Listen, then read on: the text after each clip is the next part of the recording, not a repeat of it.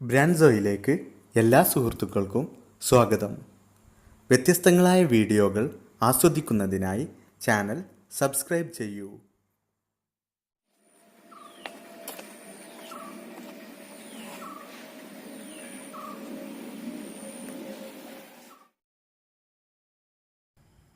ആയിരത്തി 1983 ഓഗസ്റ്റ് 27 കേരളത്തിൽ ഡോക്ടർ സാലിം അലി പക്ഷി സങ്കേതം അഥവാ തട്ടേക്കാട് പക്ഷി സങ്കേതം നിലവിൽ വരുന്നത്.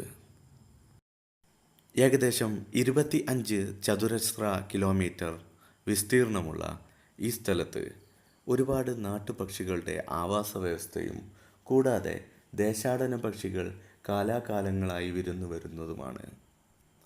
ഇവിടെ നമ്മൾ എൻട്രി ടിക്കറ്റ് വാങ്ങിയതിന് ശേഷം നേരെ പുറത്ത് തന്നെ ആദ്യം കാണുന്ന സ്ഥലത്ത് ഒരു അക്വേറിയമുണ്ട്.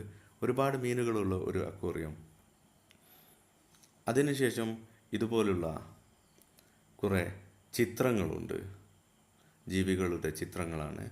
അത് കഴിഞ്ഞാൽ ഈ നടപ്പാതയിലൂടെ നമുക്ക് ദൂരേക്ക് നടന്നു പോയാൽ അവിടെ ഒരുപാട് പക്ഷികളുടെ കളകളാരവം കേൾക്കാം. ഒരുപാട് പക്ഷികളെ നമുക്ക് കാണുവാനും സാധിക്കും. പ്രശസ്ത ഇന്ത്യൻ പക്ഷി ശാസ്ത്രജ്ഞനായ ഡോക്ടർ സാലിം അലി 1950 കാലഘട്ടങ്ങളിൽ ഇവിടെ ഒരുപാട് തവണ വന്നിരുന്നു. ആ സമയം തന്നെ ഇത് ഒരു പക്ഷി സങ്കേതമാക്കി മാറ്റണമെന്ന് ശുപാർശ ചെയ്തിരുന്നു. എങ്കിലും 1970 ഇദ്ദേഹം ഇവിടെ നടത്തിയ ഒരു സർവേക്ക് ശേഷമാണ് ഇങ്ങനെ ഒരു പക്ഷി സങ്കേതം നിലവിൽ വരുന്നതിനുള്ള സാഹചര്യമുണ്ടായത്.